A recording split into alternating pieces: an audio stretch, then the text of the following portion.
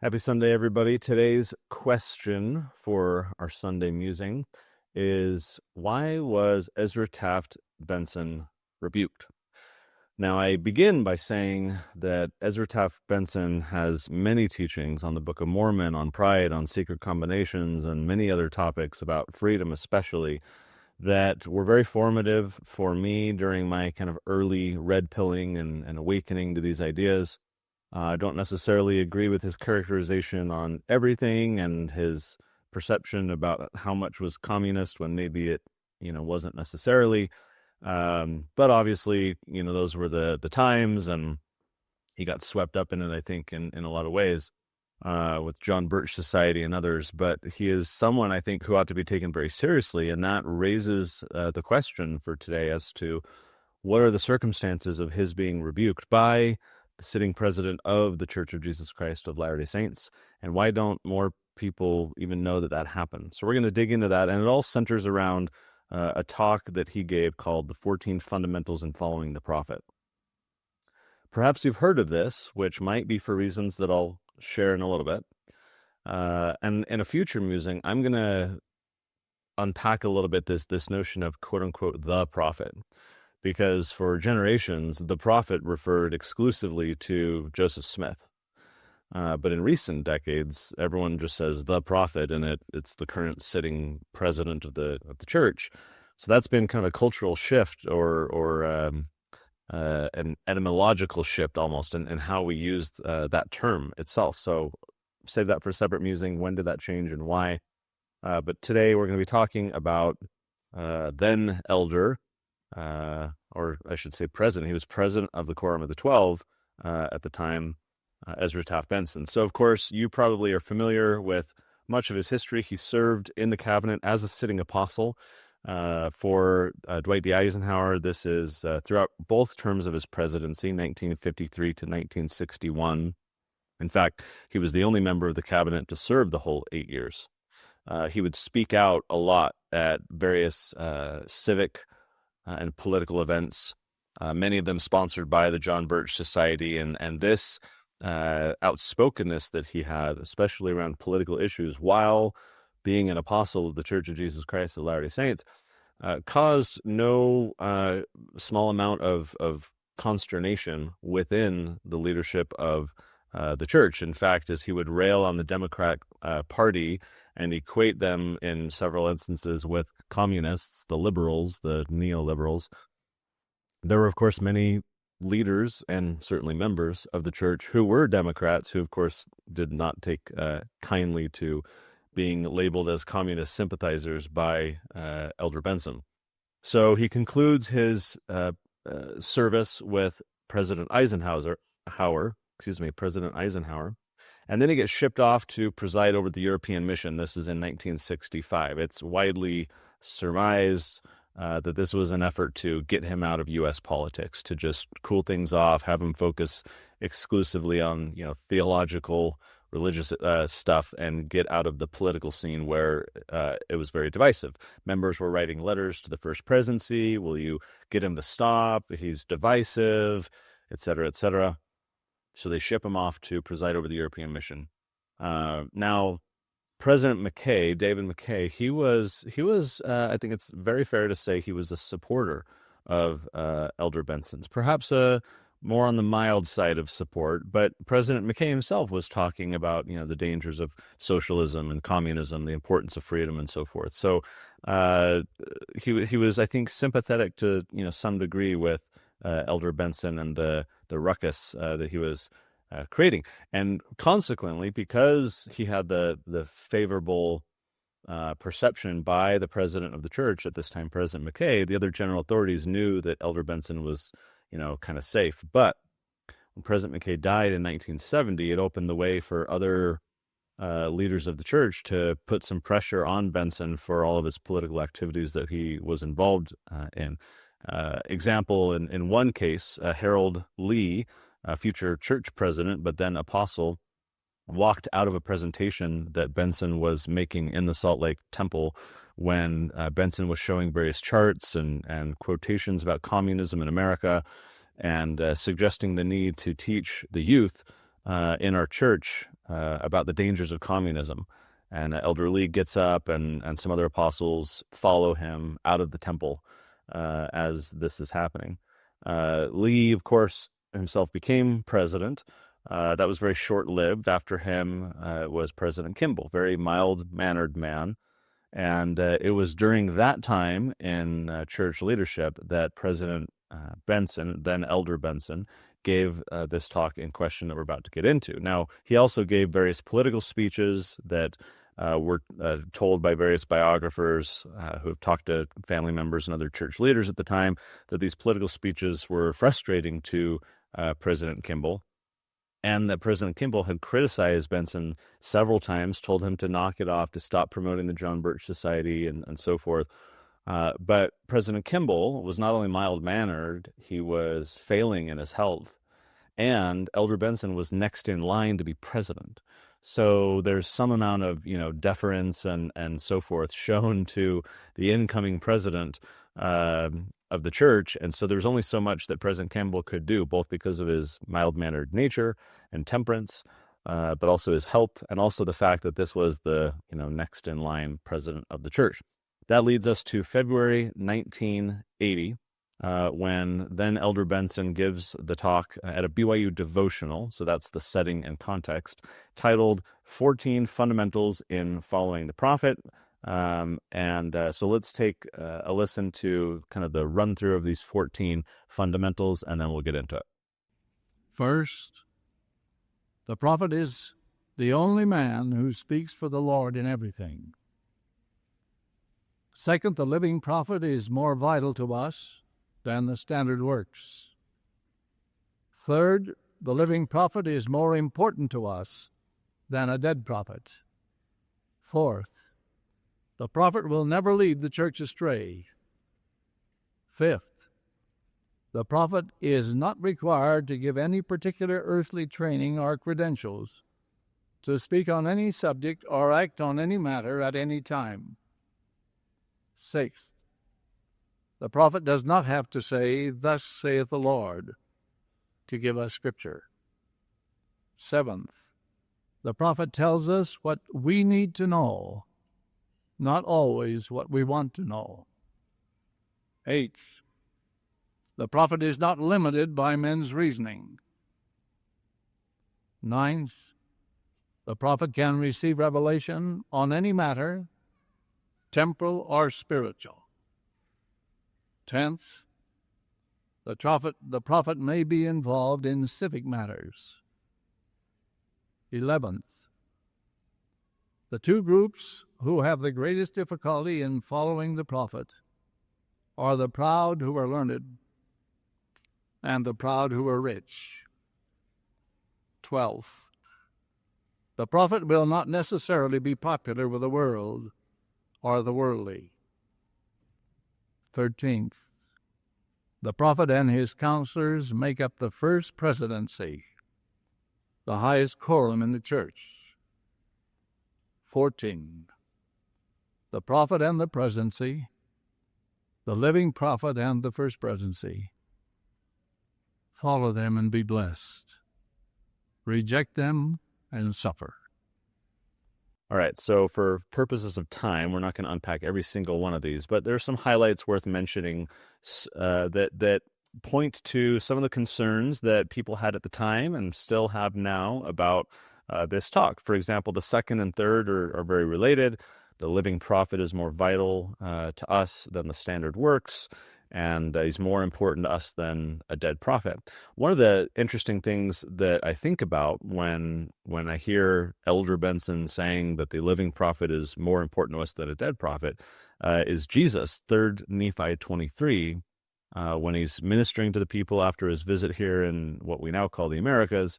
And he quotes Isaiah extensively. He commands the people to study Isaiah's word, not just to study them, but to search them diligently for the meaning of his words. He praised Isaiah's words as great.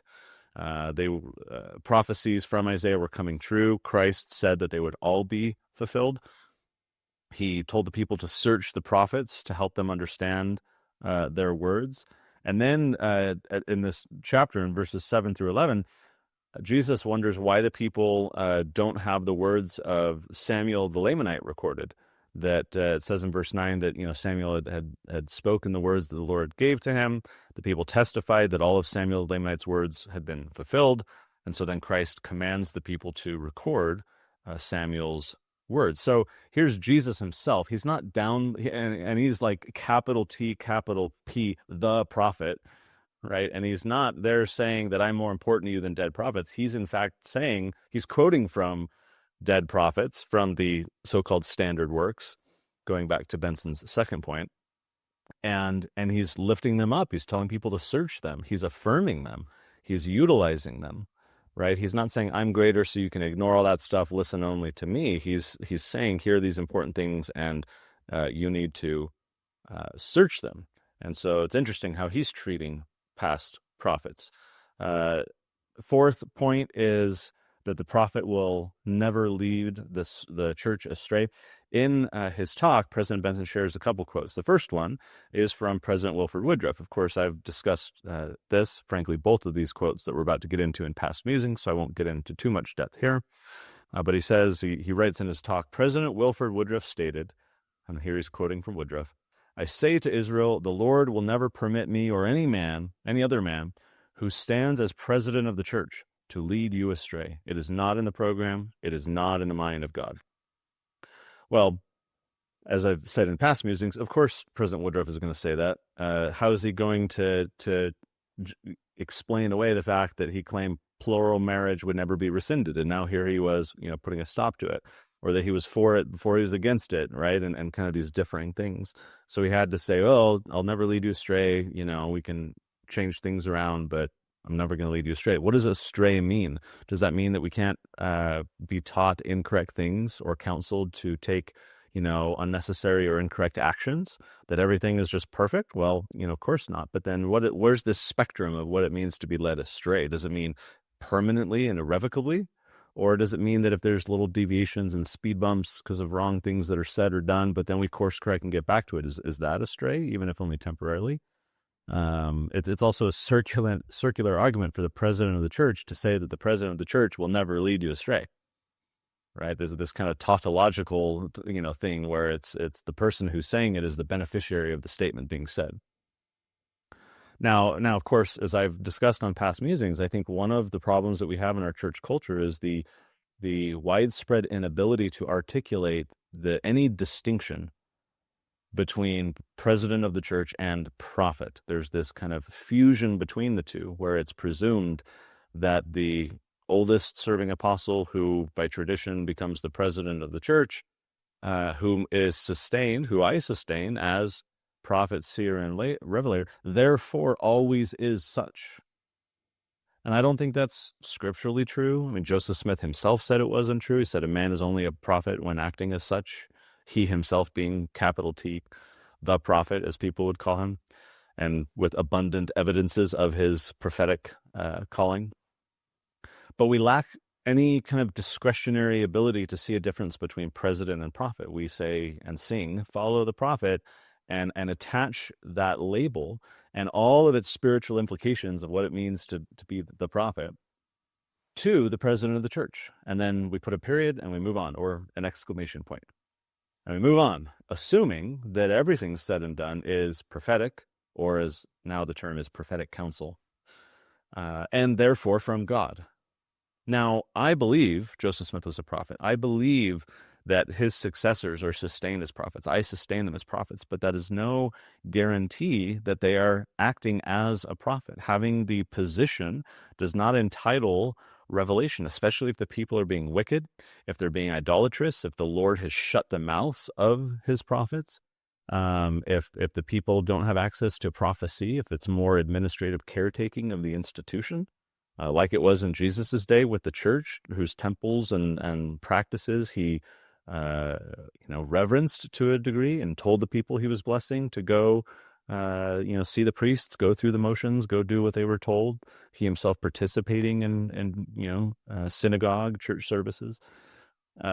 So that doesn't mean that everything is imbued with this prophetic divine stamp of approval. So for President Wilford Woodruff to say the Lord will never permit me to lead you astray, I have a lot of questions about that. First of all, I don't know that him saying that is anything other than his opinion, laced in the political sentiments of the day, trying to justify in this like hotly controversial topic of plural marriage, and the fact that it was sold to the saints for decades as, the eternal principle that you needed to get into heaven. And here he was having to, in response to federal conflict, political divisiveness, he was having to shut it down within the church that he had been teaching for years, that it was this eternal, important, necessary thing. So it's convenient for someone in his position to say this, but I don't know that it's scripturally supported at any point prior to say that no leader will lead the people astray at all. So it's an interesting question. I just think that it is very easy to just think that whatever the leaders of the church says is therefore from God, and I can follow it with that assumption that nothing that is said or taught or counseled is incorrect. As I've shared on many past musings, modern and more recent church leaders have in many cases clarified and corrected and overturned the things of past church leaders. So to say that there would never be any leading of astray, in fact, in the one about Brigham Young, I shared numerous examples of how Brigham is teaching these emphatic eternal doctrines, and then subsequent church leaders are overturning them, saying that it's heresy, saying that it's wrong. And so it's like, well, if the Lord will never permit me or any man who stands as president of the church to lead you astray, like that's already happened. And subsequent leaders of the church have purportedly done these course corrections over the actions of previous leaders. So this quote is problematic, and nonetheless, here's Elder Benson citing it. It's not a surprise. It's, widely relied upon as a basis for creating this doctrine, which doesn't exist anywhere in kind of the revealed scripture that we have other than this claim by President Woodruff. The second one that Elder Benson uses was a quote from President Marion Romney, who relayed an incident that happened to him. Here is the quote from President Romney. I remember years ago when I was a bishop, I had President Heber Grant talk to our ward. After the meeting, I drove him home. Standing by me, he put his arm over my shoulder and said, "My boy, you always keep your eye on the president of the church, and if he ever tells you to do anything and it is wrong, and you do it, the Lord will bless you for it." Then he said, with a twinkle in his eye, he said, "But you don't need to worry. The Lord will never let his mouthpiece lead the people astray." So that was shared in conference October 1960 by President Romney. Here's Elder Benson 20 years later quoting from Romney.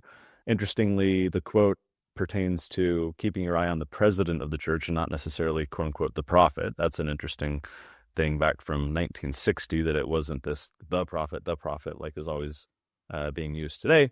But this was also a private conversation with President Grant from at least 15 years prior, President Grant no longer being around to give any type of clarification or context should there be that need. So it's been at least 15 years, and this word-for-word type statement is being quoted through President Romney, purportedly from President Grant, not substantiated again by any revelation that there will never be any leading of astray by leaders of the church.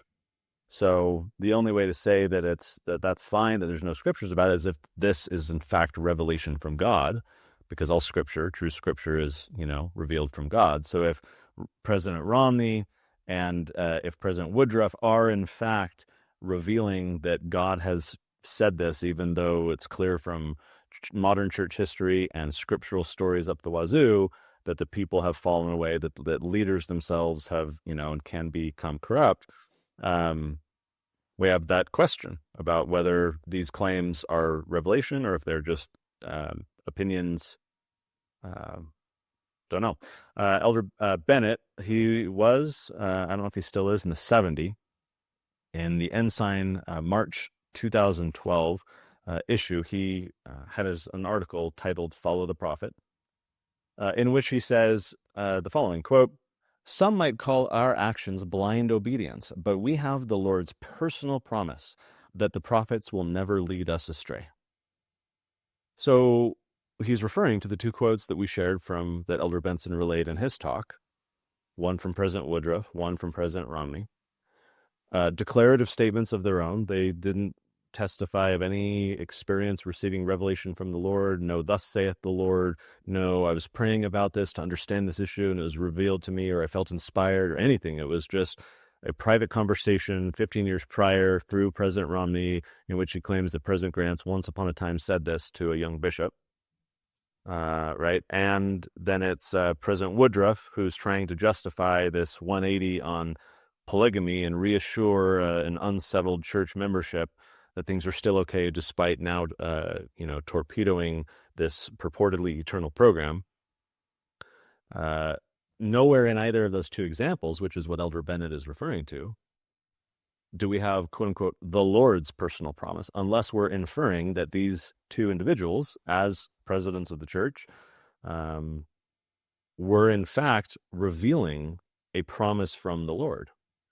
That, I think, remains an open question. Of course, the traditional interpretation is that they were prophets, President Grant and President Woodruff. Therefore, them saying this at all means it's from the Lord.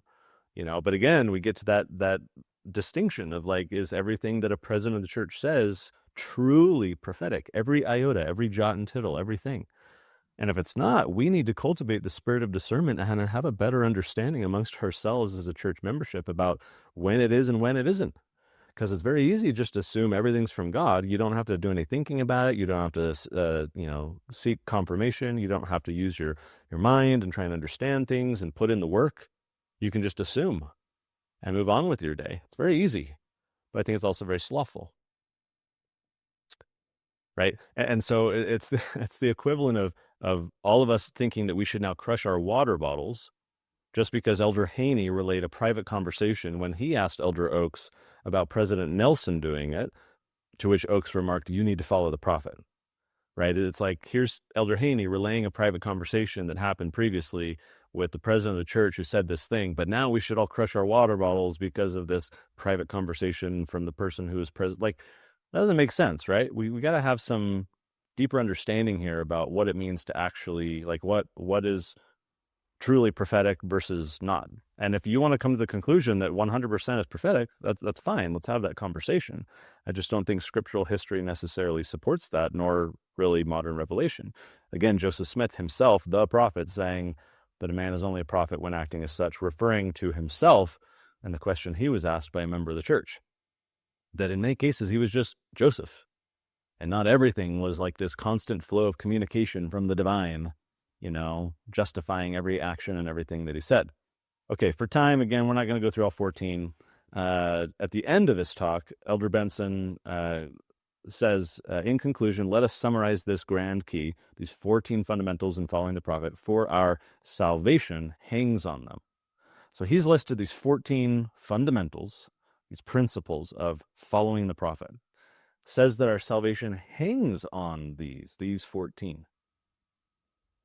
Well, how was this received? Again, this is a BYU devotional.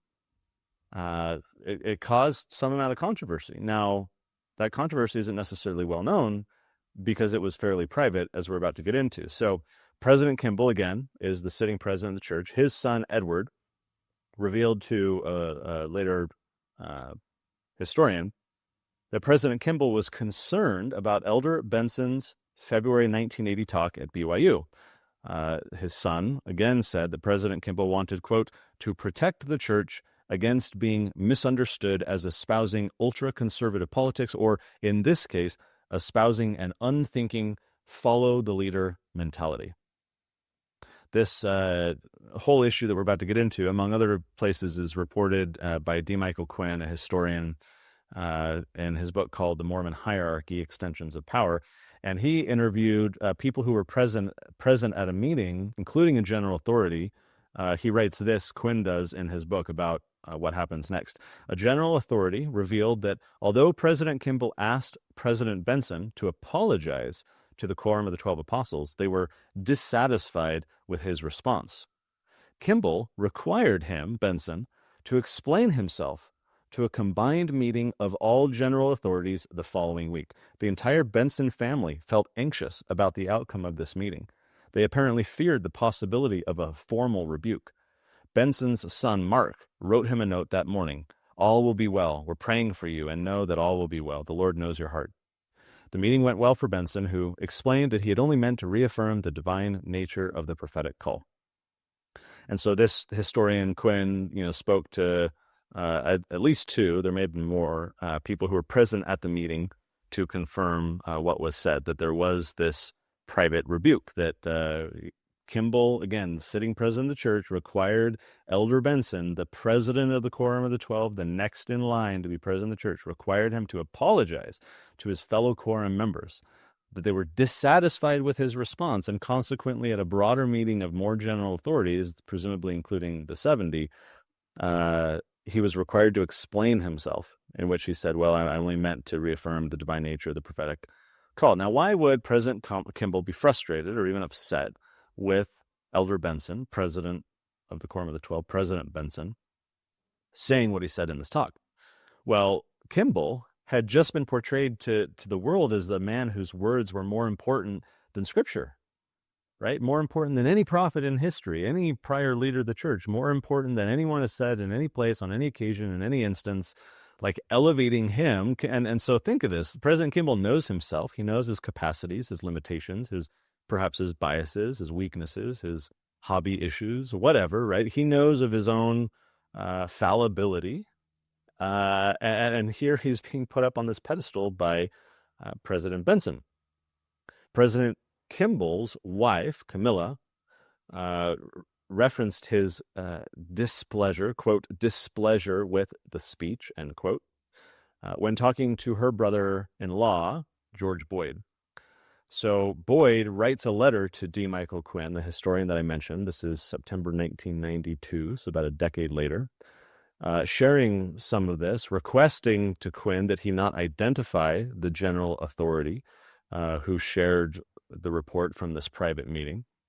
Boyd at the time also reported this conversation by church leaders regarding Elder Benson's talk to a BYU professor, Dwayne Jeffrey, early in 1980, thus kind of corroborating that even though a decade later he's talking to Quinn, there was this second witness that said, yeah, right after it happened back in 1980, I talked to George Boyd, the brother-in-law of President Kimball, who heard from his wife, his sister-in-law, that President Kimball was very displeased that this meeting had happened and so forth.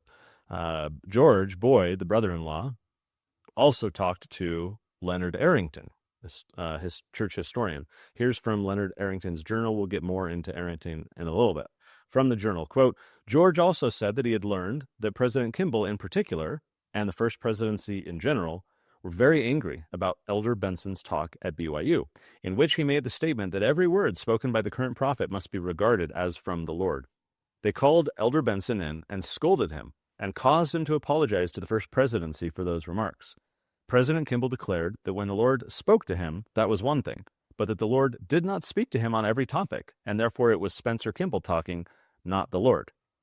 Wow. Okay, hang on to that. We're going to get into that as I conclude with observations in a little bit. But why not pull the talk? If there was this controversy, if President Kimball's so frustrated and upset that he demands this apology to the first presidency, to the Quorum of the 12, to broader general authorities, why not pull the talk? If it rises to the level of meriting this form of discipline in front of your peers, well, you could argue, I think, that the reason, or at least part of the reason why it was not pulled, is that a precedent had already been set for how these things were handled. Years prior, when Bruce R. McConkie, when McConkie writes his book Mormon Doctrine, President McKay tasks two apostles, Elder Romney and Elder Peterson, with doing a deep dive into Mormon doctrine to produce a report on their observations about this book. In that report, they identified from their perspective that the book had over 1,000 errors. Here's this book being sold through official church bookstore, Deseret Book, church-owned bookstore, I should say. And it is boldly declared to be Mormon doctrine. I remember reading this on my mission, not knowing any of the history or any of the controversy or any of the stuff. And I'm like, okay, here's my encyclopedia of Mormonism, if you will. Here's Mormon doctrine, A to Z. Right? That's a very bold thing to declare.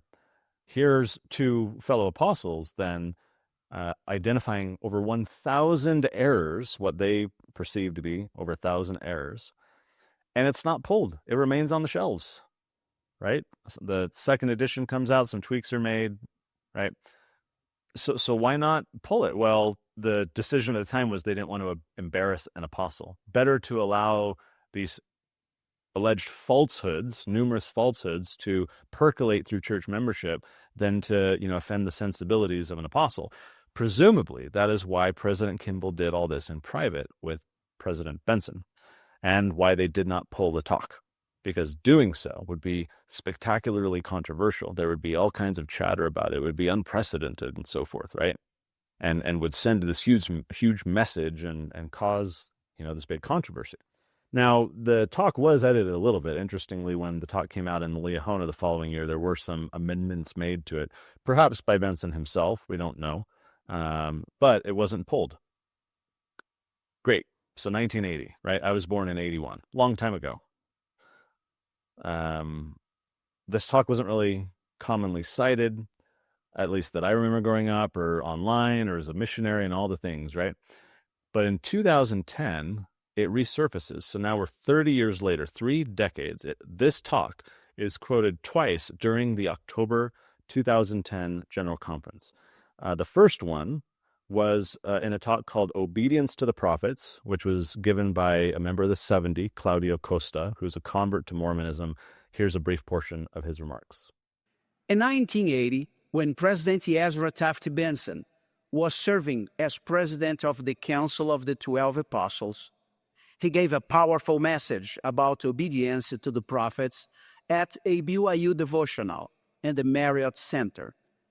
His great talk, titled 14 Fundamentals in Following the Prophet, touched my heart. It made me feel good that I had made the decision to follow the prophets for the rest of my life when I accepted baptism in the Lord's true church. I would like to share with you some of the principles that President Benson taught. And then a similar speech was given later in the conference by another 70, Kevin Duncan, titled Our Very Survival. Here's a brief portion. Trusting in and following the prophets is more than a blessing and a privilege. President Ezra Taft Benson declared that our very salvation hangs on following a prophet. He described what he called 14 fundamentals in following the prophet. In the session this morning, Elder Claudio Costa of the Presidency of the 70 so eloquently instructed us on these 14 fundamentals. Because they are of such great importance to our very salvation, I will repeat them again. So you've got this talk from 1980, not even a general conference talk, right? It's a BYU devotional, but it's elevated into general conference. It's reaffirmed and reemphasized by 2 members of the 70, general authorities of the Church of Jesus Christ of Latter-day Saints.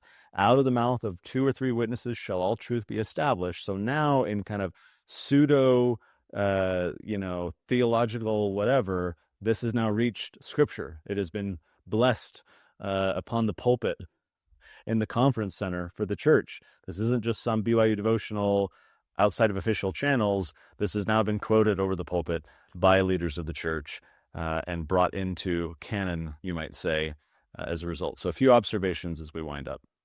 The first, of course, is being given as a BYU devotional.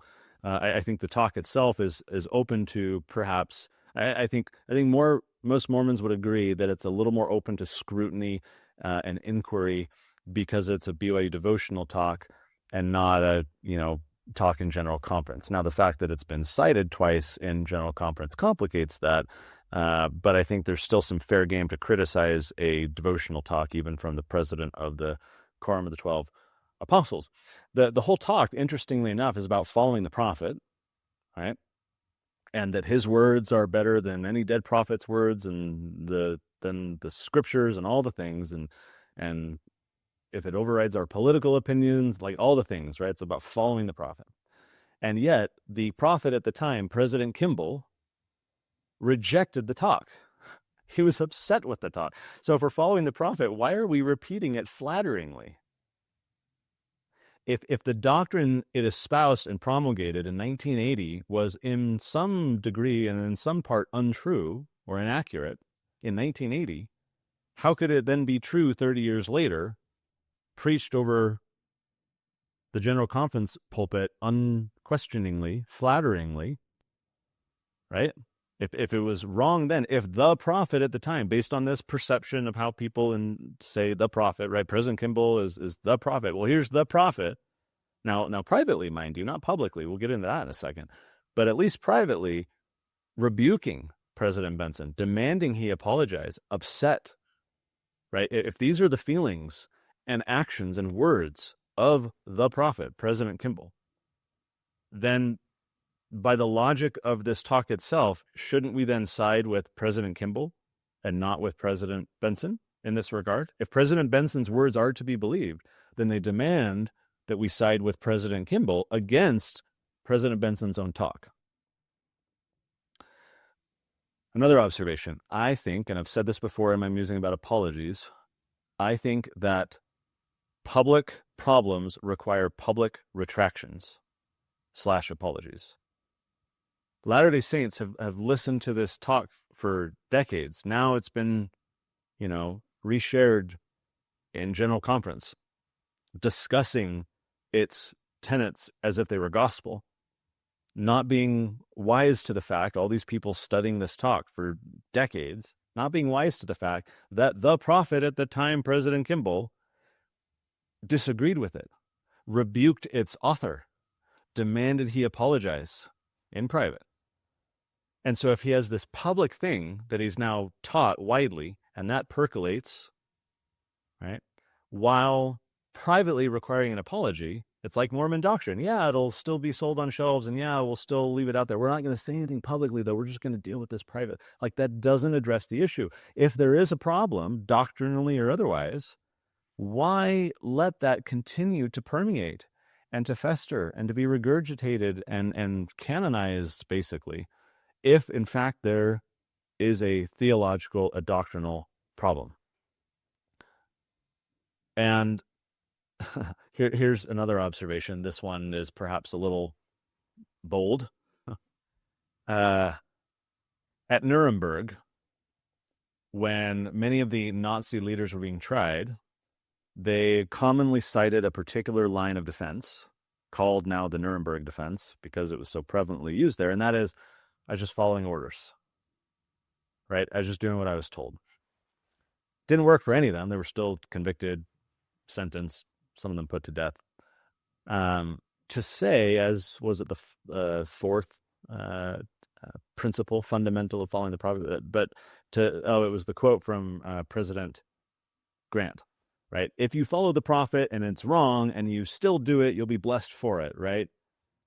Not like if it's just not a good idea, like even if it's wrong, if it's a bad idea, if it disagrees with the Lord, but as long as you follow the prophet and do what you're told, you'll be blessed for it.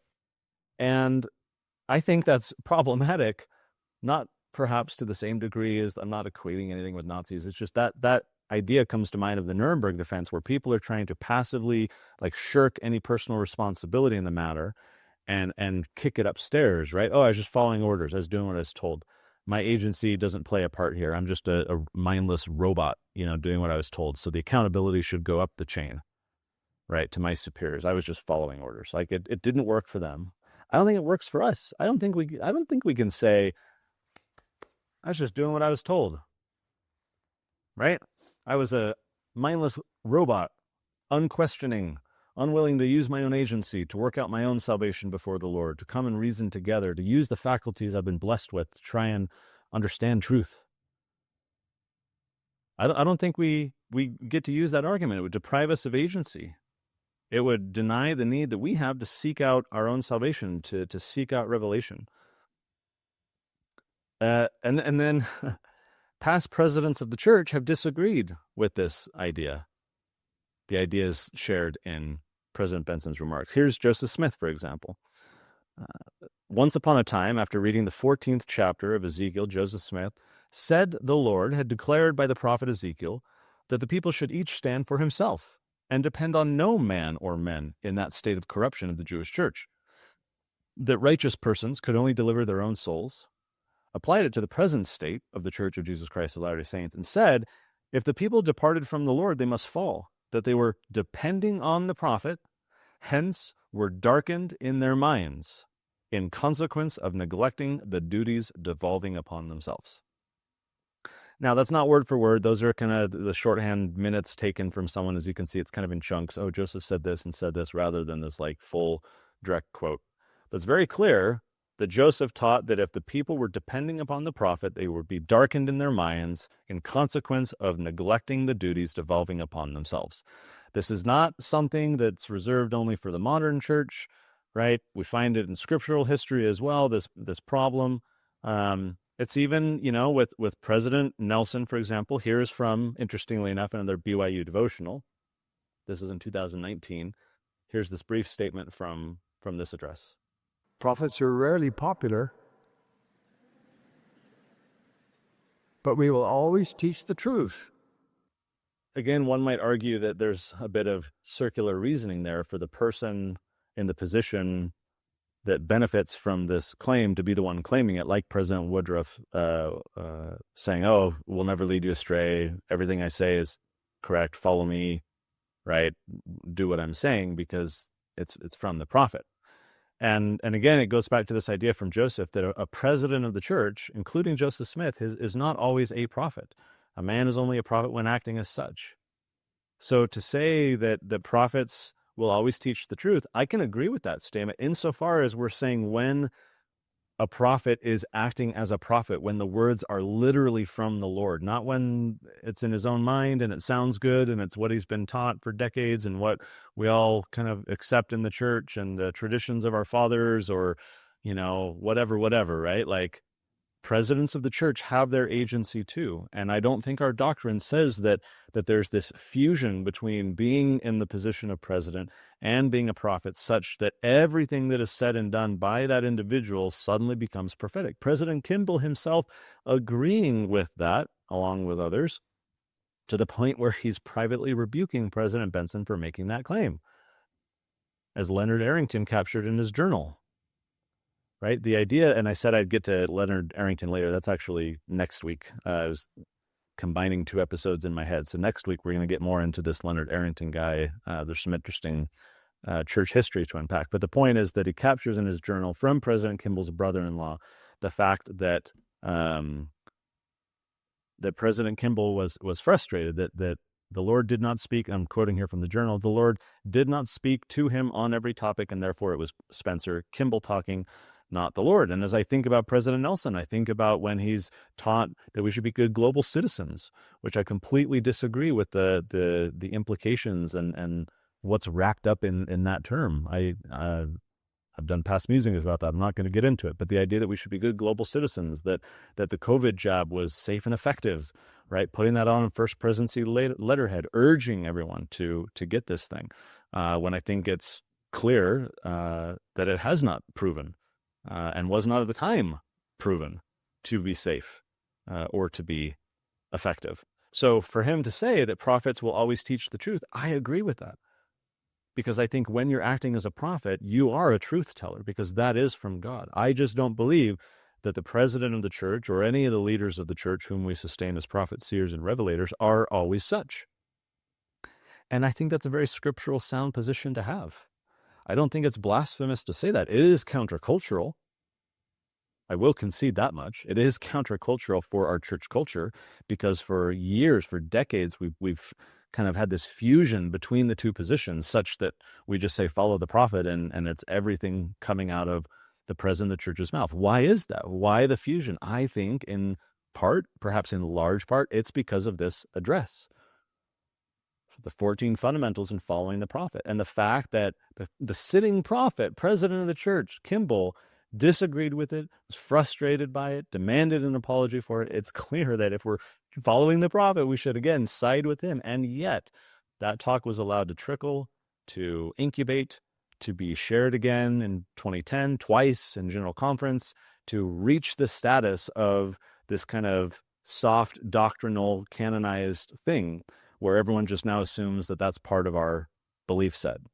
It is not part of my belief set. I don't think it's scriptural. Now, I'm willing to have that conversation, but it's like everyone's just jumped to the conclusion and looks around like, oh yeah, no, that's, follow the prophet, exclamation point.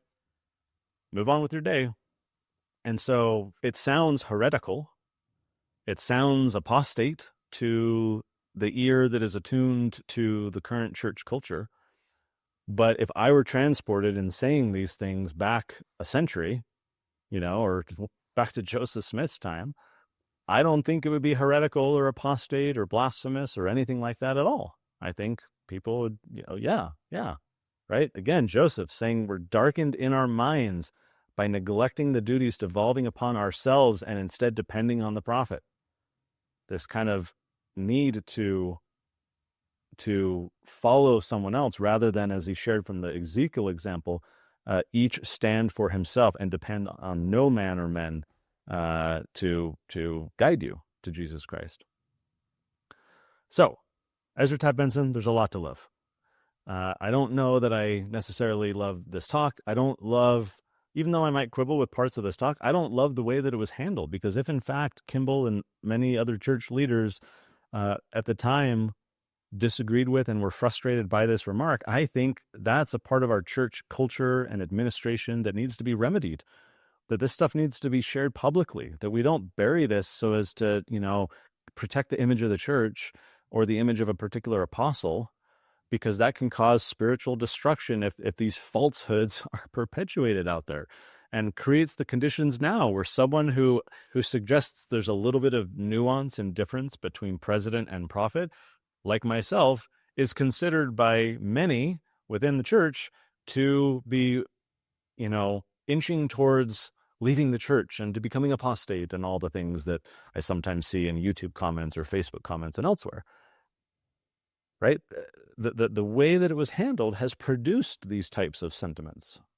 It has allowed members of the church to think that because they follow the prophet exclamation point and someone like me suggests there's some nuance and difference, like past leaders of the church did, that I'm the one at fault when our culture has shifted, in part because these things aren't handled publicly. We don't have discussions about them. We don't engage on these issues. We just quietly move on. We protect the image of Bruce McConkie. We protect the image of President Benson.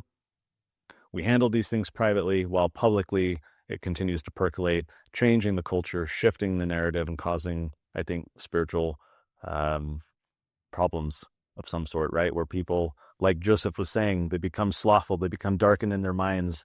We become a follow the leader type of approach, rather than having a bit more spiritual independence that I think Joseph and others were promoting and cultivating at the time, we're trying to with the saints. So we'll wrap there. Again, lots to love with President Benson. I revere him in many respects for his teachings, his contributions. This one at the BYU devotional, I've got some quibbles with, and I think I'm justified in that. But again, we can have that doctrinal debate. We can have those discussions. That's fine. I just find it very interesting that this rebuke was done in private, not in public, and consequently, most saints are completely unaware that it even happened, and therefore imbibe the teachings that President Kimball and others completely disagreed with as true, because they're publicly unchallenged, and then they're repeated flatteringly in general conference, and now they've been elevated to the status of effectively scripture. It's a very interesting dynamic about our church. I think it's unhealthy. I think we need to have conversations about it. I think this type of stuff needs to be corrected, but that requires perhaps saying unflattering things, as I myself am doing. And then what happens? I get criticized as being, a borderline apostate. That is the danger with having the culture and the position that we now do, right? So I think it's going to take church leaders, because if members like me are the ones pointing this out or talking about it, we get just dismissed as whatever, right? It's going to take a leader of the church. Now you've had, who was it? Elder Uchtdorf, or maybe it was Elder Christofferson. It was one of the two, I can't remember, who years ago in General Conference said, past leaders have done wrong things and so forth, right? So there have been like these tiny little efforts to kind of acknowledge that a leader of the church is not always a prophet who will never lead you astray. But I think more needs to be done, because I think we're falling into the trap of what Joseph himself pointed out at the time, where we become darkened in our minds because we're neglecting the duties devolving upon ourselves. We're not standing for ourselves. Instead, we're depending on other men. Tell me what you think in the comments, and we'll engage there. Appreciate you guys listening. That parenting stuff I mentioned will come next week when we talk about the journals from William Clayton. So I'll see you then next week.